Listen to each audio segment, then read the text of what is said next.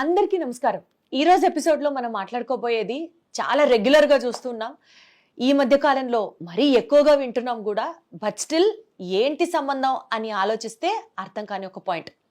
ఎందుకు యంగ్ ఏజెస్లోనే చాలా మంది ఈ మధ్య కాలంలో హార్ట్ అటాక్స్తో మరణిస్తున్నారు. సరే, అప్పటిదాకా హెల్దీ లైఫ్ స్టైల్ అంటున్నారు, మంచి ఫుడ్ తినాలంటున్నారు, జిమ్లో అన్ని గంటలు వర్క్ చేస్తున్నా కూడా జిమ్ చేస్తూ చేస్తూ చనిపోయిన వాళ్ళని చూసాం. కన్నడ సూపర్ స్టార్ దగ్గర నుంచి రీసెంట్గా ఆంధ్రప్రదేశ్కి సంబంధించిన ఒక పొలిటికల్ లీడర్ దగ్గర నుంచి ఇలా సిచ్యువేషన్స్ వింటూ ఉన్నప్పుడు మొన్నటికి మొన్న బారాత్లో డాన్స్ చేస్తూ చేస్తూ ఒక 25 to 30 years మధ్యలో ఏజ్ గ్రూప్ ఉన్న ఒక మనిషికి హార్ట్ అటాక్ వచ్చి చనిపోవడం చూస్తున్నాం. అసలు హెల్దీ హార్ట్ కోసం కావాల్సింది ఏంటి? ఏం చేస్తే మన హార్ట్ని మనం సురక్షితంగా ఉంచుకోగలం? అసలు హార్ట్ అటాక్స్ అనేవి ఎందుకు వస్తాయి? ఈరోజు ఇదే మన మెయిన్ ఎజెండా. దీనికి సంబంధించి మనతో మాట్లాడడానికి ప్రముఖ వైద్య నిపుణులు డాక్టర్ సిఎల్ వెంకట్రావు గారు ఉన్నారు. అడిగి తెలుసుకుందాం. సార్ నమస్తే. హార్ట్ అటాక్స్ అనేవి ఈ మధ్యకాలంలో మధ్య వయస్సులోనే రావటం అనేది ఒక విశేషం. కన్నడ సూపర్ స్టార్, ఆయన వయసు 48 ఏళ్ళు. తర్వాత ఆంధ్రప్రదేశ్ వైఎస్ఆర్సిపి మంత్రి 54 ఏళ్ళు. అట్లాగే దేహదారుఢ్యాన్ని పెంచుకోవాలని జిమ్కి వెళ్తే అక్కడ హార్ట్ అటాక్ వచ్చి కూలిపోతున్నారు. సార్, మన హైదరాబాద్ లో ఇన్సిడెంట్ చూసాం కదా సార్. ఇంట్లో పెళ్లి ఎంత సంతోషంగా ఉండి బారాత్ డాన్స్ చేస్తున్నాడు, చిన్న పిల్లాడు సాఫ్ట్వేర్ ఇంజనీర్ చనిపోయాడు హార్ట్ అటాక్. తర్వాత టెన్నిస్ ఆడదామని టెన్నిస్కి వెళ్తే రోజు ఆటలాడతాడు, ఫిట్గా ఉంటాడు. టెన్నిస్ ఆడదామంటే టెన్నిస్ కోర్టులో కుప్పకూలిపోయి అసలు హాస్పిటల్కి కూడా వెళ్ళే పరిస్థితి లేకపోవటం. అప్పటికక్కడే చాలామంది ఛాతీలో ఎడమ పక్క నొప్పి వస్తే ఈ నొప్పి కూడా అర్ధరాత్రి వస్తే ఎందుకులే కుటుంబ సభ్యులను బాధ పెట్టడం, ఎందుకే హాస్పిటల్కి వెళ్ళాలంటే వాహనం లేదు అని చెప్పి గ్యాస్ ట్రబుల్గా భావిస్తారు. గ్యాస్ ప్రాబ్లంగా చాలా మంది గుండెపోటుని గ్యాస్ ట్రబుల్గా భావించి నిర్లక్ష్యం చేస్తారు. ఎట్లా మనం గుర్తించాలంటే ఈ ఛాతీ నొప్పితో పాటు ఆయాసం వచ్చిందంటే అది హార్ట్ అటాకు. ఇది గ్యాస్ ట్రబుల్ అని చెప్పి ఇంట్లో ఏదో జెలిసిల్ ఉంది, శుక్రాలు ఉంది, లేకపోతే గ్యాస్ ట్యాబ్లెట్లు ఉన్నాయి వేయద్దు. ఈ ఛాతీ నొప్పి, ఆయాసము వెంటనే మీరు 108 అంబులెన్స్ పిలిచి హాస్పిటల్కి తీసుకెళ్ళాలి. తర్వాత ఈరోజు నా మానసిక ఒత్తిడి, కుంగుబాటు, టెన్షను, డిప్రెషను, తర్వాత ఉద్యోగం రాకపోవటం ఒక బాధ అయితే, వచ్చిన ఉద్యోగం పోవటం ఇంకోటి అయితే, ఆ ఉద్యోగం మధ్యలో స్ట్రెస్, టార్గెట్లు, కాపాడుకోవడం. మార్కెటింగ్ ఉద్యోగం అంటే లక్ష్యాలు, ఆ లక్ష్యం లేకపోతే నేను తీసేస్తా అంటారు. ఇటువంటి వేధింపుల వల్ల కూడా చిన్న వయసులోనే హార్ట్ అటాక్ వస్తూ ఉంది. తర్వాత ప్రధానంగా రక్తంలో కొవ్వుకు సంబంధించి చెడు cholesterol, bad cholesterol, LDL cholesterol అని ఉంటుంది. ఇది ఎంత తక్కువ ఉంటే అంత మంచిది. ఇది పరిమాణం పెరగటం వల్ల గుండె కండరాలకు రక్తము సరఫరా చేసే కరోనరీ ధమనులో పేరుకుపోయి ఆ కొవ్వు మీద ఈ ప్లేట్లెట్ కణాలు, ఎర్ర కణాలు చేరి అక్కడ మూసుకుపోతే హార్ట్ అటాక్ వస్తుంది. ఓకే. ఈ రక్తంలోనే మరొక రకమైన కొలెస్ట్రాల్ ఉంది. దాన్ని హెచ్డిఎల్ కొలెస్ట్రాల్ అని, గుడ్ కొలెస్ట్రాల్ అని, మంచి కొలెస్ట్రాల్గా పిలుస్తారు. అది ఎంత ఎక్కువ ఉంటే అంత మంచిది. వీటితో పాటు ట్రైగ్లిజరైడ్ అనేది ఉంటుంది. ఆ ట్రైగ్లిజరైడ్ కొంతమందికి 500, 600 ఉంటుంది. వాళ్ళకు కూడా హార్ట్ అటాక్ వచ్చే అవకాశం ఉంటుంది. ఈ ట్రైగ్లిజరైడ్, చెడు కొలెస్ట్రాల్ అధికంగా ఉండటానికి మన థైరాయిడ్ గ్రంథి పనితీరుకి సంబంధం ఉంది. మెడ ముందు భాగాన సీతాకోక చిలుక ఆకారం ఉండే థైరాయిడ్ గ్రంథి సరిగా పనిచేయకపోతే ఈ ఎల్డిఎల్, చెడు కొలెస్ట్రాల్, ట్రైగ్లిజరైడ్ అధికంగా ఉంటాయి. ఓహో, సో థైరాయిడ్ ఇన్ఫ్లుయెన్స్ దాని మీద కూడా ఉంది. అందువల్ల ఎవరైతే ఈ చెడు కొలెస్ట్రాల్, ట్రైగ్లిజరైడ్ ఉందంటే ఇప్పుడు వరకు మీరు చేయించుకోకపోతే థైరాయిడ్ టెస్ట్ మీ అంతగా మీరు వెళ్ళి T3, T4, TSH అనే పరీక్ష చేయించుకోండి. ఈ పరీక్షలన్నిటికీ డాక్టర్ దగ్గరికి వెళ్ళి ఫీజు కట్టాల్సిన అవసరం లేదు, డాక్టర్ ప్రిస్క్రిప్షనే అవసరంలా. మీ అంతకు మీరు వెళ్ళి దగ్గరలో ఉన్న మంచి ల్యాబొరేటరీకి వెళ్ళి నాకు థైరాయిడ్ బ్లడ్ టెస్ట్ చేయమంటే చేస్తారు. T3, T4 తగ్గినా, TSH పెరిగినా, థైరాయిడ్ గ్రంథి సరిగా పనిచేయటం లేదని గమనించి థైరాయిడ్ ట్యాబ్లెట్లు వాడకం ప్రారంభిస్తే ఇవన్నీ నియంత్రణలోకి వస్తాయి. అసలు థైరాయిడ్ హార్మోన్ ఉత్పత్తి కావాలంటే దాని ముడి సరుకు అయోడిన్. సాల్ట్. మనం వాడే ఇంట్లో ఉండే టేబుల్ సాల్ట్, మెత్తటి ఉప్పు తప్పనిసరిగా అయోడిన్ కలిగి ఉన్న ఉప్పును మాత్రమే వాడాలి. ఈ రకంగా ఈ రోజుల్లో థైరాయిడ్ సమస్య అనేది మనకు తెలవకుండా ఇది స్త్రీలలో ఎక్కువ ఉంటుంది.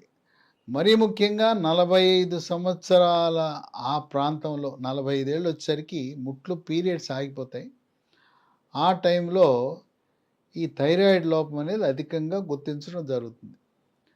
అట్లాగే కోవిడ్ వచ్చి తగ్గిన వారికి, కోవిడ్ సమయంలో రెండో వేవ్ సందర్భంలో ఆక్సిజన్ శాతం తగ్గిన వారికి హార్ట్ అటాక్ వచ్చే అవకాశం ఎక్కువగా ఉంది. అయితే కొంతమందికి ఇంకొక అనుమానం ఉంది, నేను టీకాలు వేయించుకున్నాను, టీకాలకి హార్ట్ అటాక్ ఏమైనా సంబంధం ఉందా అని. టీకాలు వేయటం వల్ల హార్ట్ అటాక్ రాదు రాదు రాదు దీన్ని ప్రపంచ ఆరోగ్య సంస్థ కూడా నిర్ధారించింది. కాకపోతే కోవిడ్ రెండో వేవ్ బారిన పడి మందులు వాడిన వారు మాత్రం ఒక్కసారి, సంవత్సరానికి ఒకసారి ఈ లిపిడ్ ప్రొఫైల్ అనేది పరగడుపున చేయించుకోవటమే కాక గుండెకు సంబంధించిన 3 పరీక్షలు ఉన్నాయి. ఒకటి ఈసీజీ అంటారు, రెండవది గుండెకి స్కానింగ్ 2D ఎకో అంటారు, మూడవది టీఎంటీ ట్రెడ్మిల్ టెస్ట్ అని ఒక బెల్ట్ మీద ముందు నడిపిస్తారు, క్రమేణా వేగం పెంచి పరిగెత్తిస్తారు. ఈ 3 పరీక్షలు చేయటం ద్వారా గుండెపోటు, హార్ట్ అటాక్ వచ్చే అవకాశం ఉందా లేదని గుండె డాక్టర్లు, కార్డియాలజిస్టులు గుర్తిచ్చేస్తారు. ఈ మూడిట్ల అనుమానం వస్తే గుండెకి కరోనరీ యాంజియోగ్రామ్ అనే పరీక్ష చేస్తారు. యాంజియోగ్రామ్ గతం తొడలో ఉండే అక్కడ నరం ద్వారా చేసేవారు. ఇప్పుడు ఆధునిక విధానంలో చేతి మణికట్టు ద్వారా, రేడియల్ ధమని ద్వారా చేస్తున్నారు. ఇది చేసిన 3 గంటలు ఇంటికి వెళ్ళిపోవచ్చు. ఈ కరోనరీ యాంజియోగ్రామ్ పరీక్ష ఒకవేళ ఏమైనా గుండె కరోనరీ ధమనిలో అడ్డంకులు ఏమైనా ఉంటే దాన్ని ఆంధ్రప్రదేశ్ రాష్ట్రంలో పేదవారికి, తెల్ల రేషన్ కార్డు వాళ్ళకి ఎన్టీఆర్ వైద్య సేవ కింద ఉచితం, అట్లాగే తెలంగాణ రాష్ట్రంలో ఆరోగ్యశ్రీ కింద కూడా ఉచితంగా చేస్తున్నారు. కనుక హార్ట్ అటాకులు ఈ మధ్యకాలంలో బాగా పెరిగిపోయినాయి. ఇక ఇప్పుడు ఈ చెడు కొలెస్ట్రాల్, ఎల్డిఎల్, బ్యాడ్ కొలెస్ట్రాల్ నియంత్రణకి గుండె డాక్టర్లు అందరూ కూడా కొన్ని రకాల స్టాటిన్ మందులు వాడుతున్నారు. అటర్వా స్టాటిన్ అంటారు. 10 మిల్లీగ్రాములు, 20 మిల్లీగ్రాములు. ఇది ఎకోస్పిరిన్, క్లోపిడోగ్రిల్లో కలిపి ఉంటుంది, అది విడిగా కూడా ఇస్తున్నారు. ఇంకా త్వరితగతిన ఈ కొలెస్ట్రాల్ నియంత్రణలోకి రావాలని చెప్పి రోజువా స్టాటిన్ అని ఇస్తున్నారు. ఈ స్టాటిన్ల గురించి కొంత వివాదం నెలకొంది. అసలు నిజంగా స్టాటిన్లు పనిచేస్తాయా లేదా అనేది కొంత విమర్శలు ఉన్నాయి. ఏ పనిచేసినాయో లేదో, ఈ స్టాటిన్ వల్ల సమస్య ఏంటంటే అవి పిక్కలు గట్టిగా పట్టుకుపోతాయి, రాత్రిపూట పిక్కలు పట్టేస్తాయి, మజిల్ క్రాంప్స్ వస్తాయి. ఇంకోటి చాలా ఖరీదు.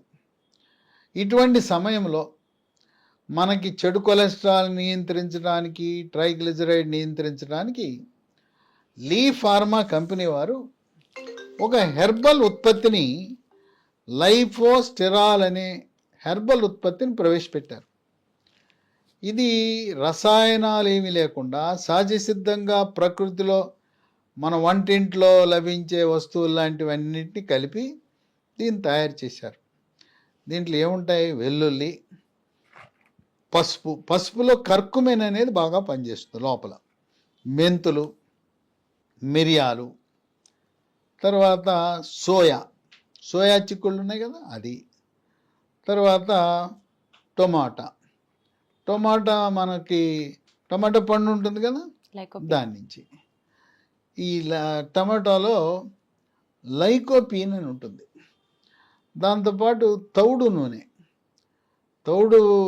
మన బియ్యం, రైస్ బ్రాన్ ఆయిల్ అంటారు, రైస్ బ్రాన్ ఆయిల్ని ఇవన్నీ కలిపి తయారు చేశారు. ఇవన్నీ మనకు తెలియదే ఉంది, ఈరోజు మనం వాడుతుంటాం. అయితే మనం వాడే పాళ్ళు రోజు వాడం కనుక కొలెస్ట్రాల్ నియంత్రణ కావటంలా. దీనికి ఇది వాడితే పిక్కల నొప్పులు ఉండవు. దీనికి ఎటువంటి సైడ్ Side ఎఫెక్ట్స్ effects లేవు. ఉండవు. అందువల్ల ఈ లైఫో స్టెరాలు ఈ రోజున చాలా మంచి ఫలితాలు ఇస్తూ ఉంది.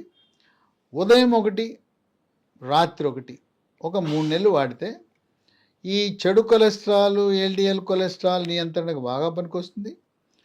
ట్రైగ్లిజరైడ్ కూడా బాగా తగ్గుతుంది. ఈ ట్రైగ్లిజరైడ్ తగ్గటానికి మనం స్టాటిన్ల కంటే కూడా లైఫోస్టిరాలతో మంచి ఫలితాలు, ఆశాజనకమైన ఫలితాలు లభిస్తున్నాయి. ఇది ఈ మందు మనం వాడుకునే అలోపతి మందులు, షుగరు, బీపీ, గుండె జబ్బు, రకరకాల మందులతో పాటు కలిపి వాడచ్చు. దీనికి ఎటువంటి సైడ్ ఎఫెక్ట్స్ లేవు. అవి వేసుకున్న ఒక 5 నిమిషాలకి ఇది వేసుకోవచ్చు. దీనివల్ల ఎటువంటి ఇబ్బందులు ఉండవు. ఈ ట్యాబ్లెట్స్ మార్కెట్లో దొరకకపోతే మీరు అమెజాన్ ద్వారా ఆన్లైన్లో ఆర్డర్ పెట్టచ్చు. లేదు, లీ ఫార్మా కంపెనీ వాళ్ళ వెబ్సైట్ ఉంది, www.leehealthdomain.comలో ఆర్డర్ పెట్టచ్చు. లేదా ఒక 3 ఫోన్ నంబర్లు ఉన్నాయి, ఆ ఫోన్కి చేస్తే కొరియర్ ద్వారా ఇంటికి పంపిస్తారు.